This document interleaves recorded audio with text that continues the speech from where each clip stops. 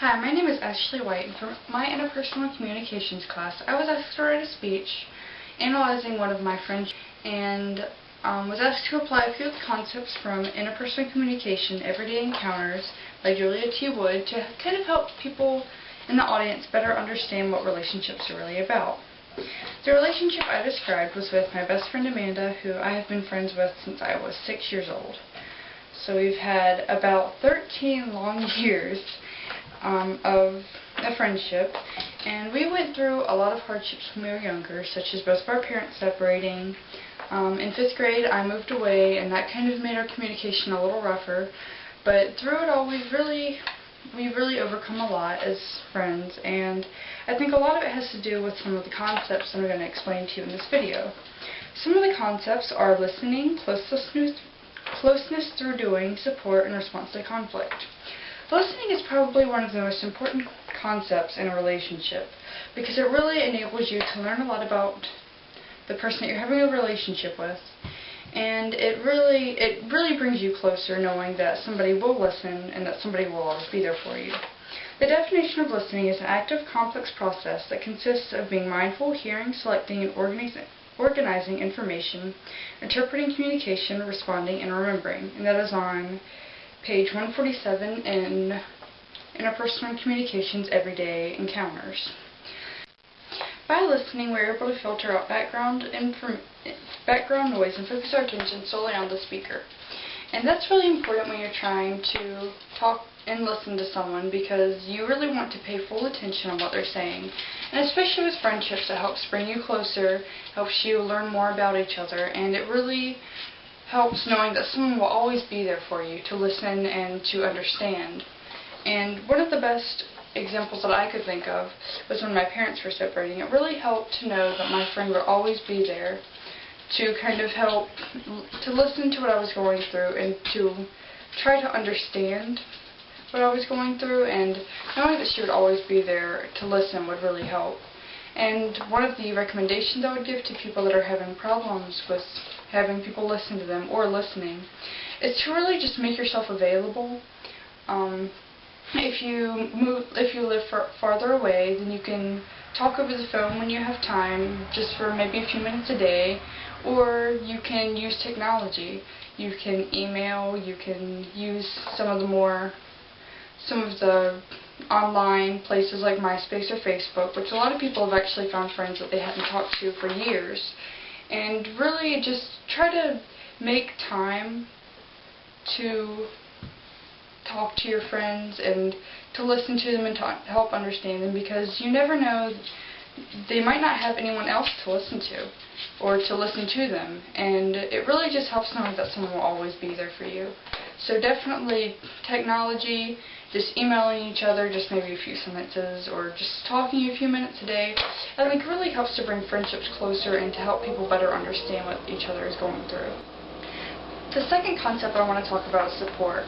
That's probably one of the more important concepts as well, because you have to always have somebody to be there to support you, because when you get down on yourself, then you need someone to kind of help pick you back up and to really just try to help understand you so that you know that you're not alone.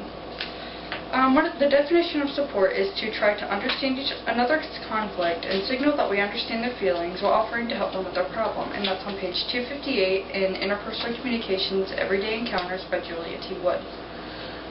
Another example is when my great-grandma died. I was actually over at my friend's house, at my friend Amanda's house, when I found out. My mom called me that night and said that she had been taken to the hospital, and then just a little while later she called back and told me that she had passed away. And she asked whether I wanted to come home or whether I wanted to stay with my friend, and I could barely talk. I was very upset, and I decided I would stay there, and all night I was in a really rough position, and she always just helped. She was right there. She helped with everything I needed, and she really just tried to listen and understand, and she always just attempted to make me feel better. And I think that's something that's really important, is that your friends always try to help understand you rather than trying to push you away or make you forget about your feelings. They take it all in, and they try to give a certain empathy to help you. And one of the recommendations is, again, to make yourself available, to show understanding, and to try to make sure that you can communicate your emotions well, because you don't want to give the wrong impression when you're trying to help someone, because especially if they are in a rough position like I was at the time, they might not take in the information well, they might take it the wrong way. So it's always important to just make yourself available and try to really understand them. My third concept is closeness through doing. Although this probably isn't the most important concept, especially for friends that live further away, and for people that really don't get a lot of time to spend together, I think this is very important, especially when you're younger like I am, because doing things with your friends is one of the most important parts of a relationship. For many people, they say that, if you ask someone, you ask them what some of their favorite things to do is, and a lot of it is basically just saying hanging out with friends or being with people that are close to me. So I think it's definitely really important when you're younger, and also when you get older too. Everybody needs someone there to kind of take their mind off of things and to just be there and do something fun, really. And the definition of closeness through doing, there wasn't really a set definition in interpersonal communications, everyday encounters, but one of the quotes I got from them is just that friends enjoy doing things together and doing things for one another, and that's on page 255. One of the examples, actually just a few months ago, me and my friends just started driving last year, so a lot of times we were together or was still with our parents while we were in the car, and we actually decided to go on a little mission and to try to go somewhere that we've never been before and just try to do something kind of new. So we decided to go visit the North Carolina Aquarium over in Manio, because it wasn't too far away and it was kind of somewhere that was familiar, but it was still something totally new. So we decided to do that, and we had a GPS, so it was a little easier to get there. But it ended up being really fun because it was a little scary. And since we were together, we really got to spend time doing what we wanted to do, not what everyone else wanted to do. And we kind of got to decide everything, where we wanted to eat and what we wanted to do and how long we wanted to take. And it was just really different doing something just us two. And it was definitely a bonding experience because we were alone, so we had to make decisions on our own. And it was very fun. And I think that was something that really just brought us closer together, even though we have known each other for so long. And recommendations, most people enjoy doing things with their friends. But some people do have trouble finding things that they have in common with their friends.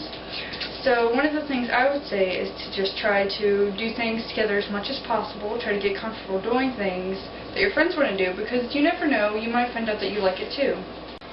My fourth and final concept is response to conflict, and that generally deals with the way that you respond to generally bad occurrences and just the way you respond to any kind of criticism or even a comment.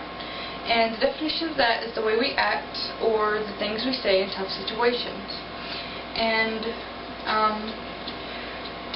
there's really not a perfect example of this in my relationship, because we actually tend to have a lot of ups and downs.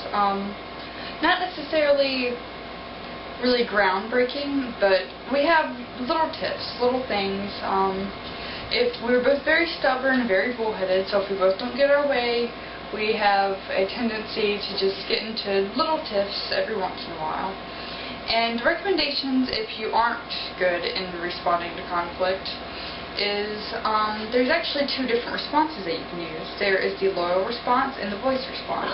And these are described on page 235 in Interpersonal Communications Everyday Encounters. The loyalty response is knowing that you want it to stay committed to the relationship despite the differences that you have. And the voice response is addressing the conflict directly and attempting to resolve the conflict. And I think both of these are both very important to use in almost every conflict, because you need to address it. You can't just ignore and hope that it'll go away. You really have to address the conflict and stay loyal to your relationship if you know that that's what you want to do. So, again, I did my relationship on my best friend, and my 4 concepts were listening, response to conflict, support, and closeness through doing. So that concludes my speech, and thank you for listening.